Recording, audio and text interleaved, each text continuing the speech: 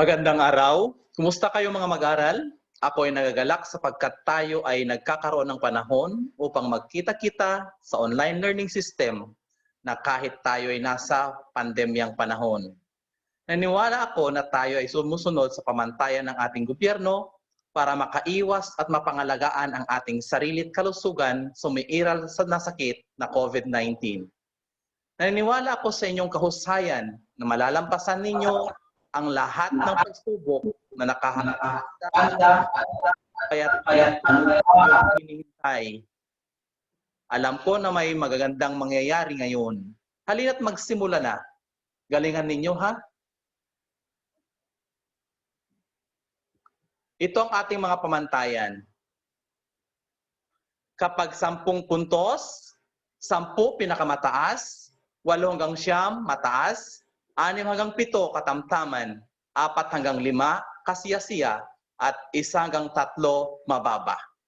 At ito naman ang ating overall activity at mayroong karampatang puntos. 40 pinakamataas, 30 to 39 mataas, 20 to 29 katamtaman, 10 to 19 kasiyasiya, 1 to 9 mababa. Mga bata, tayo ngayon ay magkakaroon ng picture analysis batay sa mga larawang aking ipapakita. Sa unang larawan, makikita natin ang ating kapaligiran na kung saan sila ay gumagawa ng lansangan upang madala ang mga produkto sa ibang lugar. Pangalawa, ang larawang na kung saan ang mga tao ay pumapasok sa bahay upang ito ay pagnakawan. Pangatlo, ang ating tambakan ng basura.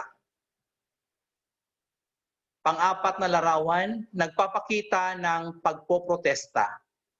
Pang-5, pagpatay. Pang-6, ito ay isang rebelyon. Pang-7, pagpapakita ng pagkakaisa sa isang layunin. Ito naman ay mga larawan na kung saan mga isyong panlipunan na nakikita natin sa ating paligid sa pandemyang ito. Pagkakaroon ng face mask, isolation sa mga taong may sakit,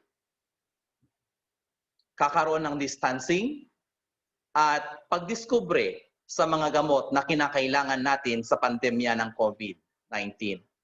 Ang lahat ng mga ito ay tinatawag na kontemporaryong isyong ng lipunan. Unang ating pagtalakayin ay ang isyong pangkapaligiran. Ano nga bang isyong pangkapaligiran? Ito yung mga usaping may kinalaman sa ating kapaligiran. Una, ang climate change. Ano nga bang climate change? Ang pag-iba-iba ng klima sa mundo na nakaapekto sa bansa at panahon. Halimbawa nito ang pagbaha, pagkamatay at pagkasira ng mga halaman, pagbibiyak ng mga lupa na sanhi ng walang ulan. Pollution ay isa pang isyong lipunan. Ano nga bang pollution? Ito ay isang isyong pangkapaligiran na nakaaapekto hindi lamang sa kalusugan ng tao, kundi maging sa mga likas na yaman. Ang larawang iyan ay nagpapakita ng pagkakaingin na kung saan ito ay isang isyong pangkapaligiran. Ang deforestation. Tayo ngayon ay dadako sa isyong panlipunan. Ano nga bang isyong panlipunan? Ito ay mga pangyayari o kaganapan sa loob ng bansa na may malawakang epekto sa iba't ibang sektor ng bansa na kinabibilangan ng pamilya, simbahan, pamahalaan, paaralan at ekonomiya. Ngayon mga bata, tayo magkakaroon ng isang gawain. Sagutin lamang po ito ng tama o mali sa mga sumusunod na isyong panlipunan. Una, kalusugang pampubliko. Ito ay bunga ng mga tinatawag na pandemic o epidemya o epidemic o ang pagkalat ng mga sakit sa rehiyon o sa malaking pangkat ng tao. Tama o mali? Diskriminasyon sa edad, ito ay isang problema sa lipunan na ang sanhi ay ang pagtanggi sa edad ng isang tao. Tama o mali? Hindi pagkakapantay-pantay sa lipunan ay mga bunga ng maraming panlipunan na kung saan pinagbabasehan ang kasarinlan, kapansanan, o lahat na ng apekto sa pagtrato ng isang tao. Tama ba ito o mali? Edukasyon ay isa sa mga pinakamahalagang dahilan sa pag-asenso at pag-unlad ng lipunan. Tama o mali? At panlima, problemang pantrabaho. Kabilang dito ang stress, pagnanakaw, paggugulo sa kapwa-tao, hindi pantay ang sahod, papuot ng ibang lahi at iba pa. Tama ba ito o mali?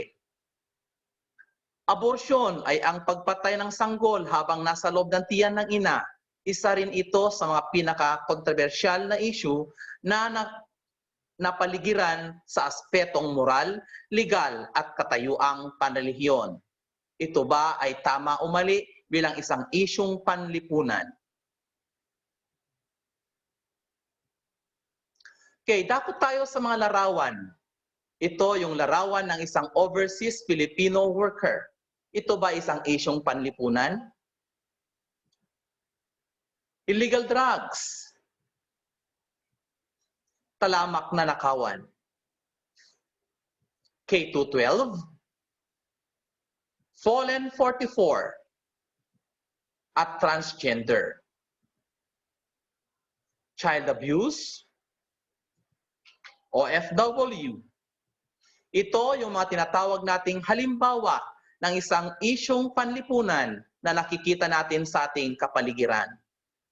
Mga anak, paano kayo makatulong sa mga isyung ito? Sagutin lamang ito ng fact or bluff ang mga sumusunod. Una, makakatulong tayo sa pamamagitan ng pagsunod sa mga batas, pampaligiran, fact or bluff. Pangalawa, pagkakaroon ng disiplina sa paligid, fact or bluff. Pangatlo, kulang sa kalaman sa pagtatapon ng basura sa tamang tapunan, fact or bluff. Hindi pagdudumi sa mga ilog at paghihikayat na rin sa iba na mahalin at pangalagaan ang ating kapaligiran, fact or bluff. Para sa mas ligtas at maayos na kalikasan, maging alisto, fact or bluff. Hindi naman maiwasan ang problema kagaya ng COVID-19, kaya ang tangi lang nating magagawa ay ang sundin ang kinaukulan. Ito ba ay fact or bluff? Number 7, kagaya na manatili sa bahay, magsuot ng face mask, face shield kapag lumalabas, fact or bluff. Kumain ng mga masustansyang pagkain, fact or bluff? Dahil hindi naman para sa kanila ito, kundi para sa iyo o sa atin. Ito ba ay fact or bluff? Ngayon mga bata, isa pang activity ang ating tatapusin. At ang panuto ay isulat ang in kung sang-ayon at out kung di sang-ayon. Unang sitwasyon, igalang ang kasarian ng bawat isa. In or out. Pagkakaloob ng sapat na edukasyon ng mga anak. In or out. Pagtitiwalag sa karapatang pang-OFW. In or out. Pagkondena sa mga transgender sapagkat nakakasira sa imahe ng mga tao. In or out. Papasukin ang mga anak bilang kasambahay upang makapagtrabaho sa pangailangang pamilya, in or out. Hindi sapat na pangalaga sa pag-aaral, in or out. Humarap sa computer upang maglaro para matuto. Ito ba ay in or out? Gawin ang sinasabi ng batas na child labor, in or out. Ibigay ang lubos na atensyon sa mga tagapagtanggol sa bansa tulad ng sundalo, in or out. Magdiskubre ng mga bagay na makakatulong sa isyong pangkapaligiran at panlipunan. In or out. Okay, tayo uli ay magkakaroon ng isa pang gawain at ito ay tinawag na Minute to Win. Tukuyin kung ito ay isyong panlipunan o isyong pangkapaligiran. Number 1, paghihiwalay ng mag-asawa, isyong panlipunan o isyong pangkapaligiran. Pangalawa, pagtatapon ng basura sa ilog, isyong panlipunan o isyong pangkapaligiran. Pangatlo, La Niña. Pang-apat, pagkakabiyak ng mga lupang sakahan, panlipunan o pangkapaligirang issue. Next, child abuse, isyong panlipunan o pangkapaligiran. Pagbaha, isyong panlipunan ba o isyong pangkapaligiran. Pagkasira ng mga halaman, isyong panlipunan o pangkapaligiran. Pagtaas ng halaga ng dolyar, ito ba ay isyong panlipunan o pangkapaligiran? Mga batang hindi nag-aaral, isyong panlipunan ba ito o isyong pangkapaligiran? Okay, ngayon mga anak, tayo na ay dadako sa isang gawain na kung saan ay tinawag na hero ako.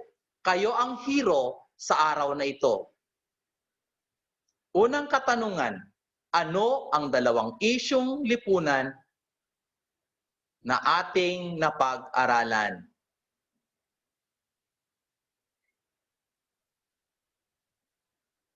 Pangalawa, bakit kailangan malaman ang isyong lipunang ito?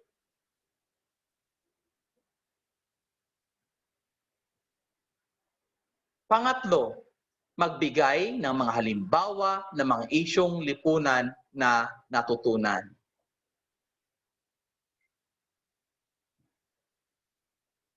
Pang-apat, bilang isang mag-aaral, paano mo isasagawa o ipapakita ang iyong natutunan sa aralin natin ngayon?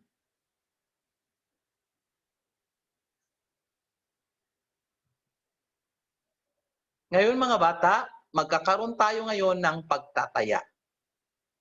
Basahin ng mabuti ang mga katanungan at bilugan lamang po ang titik ng tamang sagot. Number 1, ang usapin sa drugs ay kabilang sa malaking problema ng bansa dahil sa talamak na paggamit at pagbenta ng droga. Ito ay kontemporaryong isyong panlipunan, pangkapaligiran o pampolitika. Number 2, ito ay isa pang dahilan na pinag-uusapan ay ang climate change o pagbabago ng panahon. Ito ay isyong blank. Pampolitika ba ito, pangkapaligiran o panlipunan?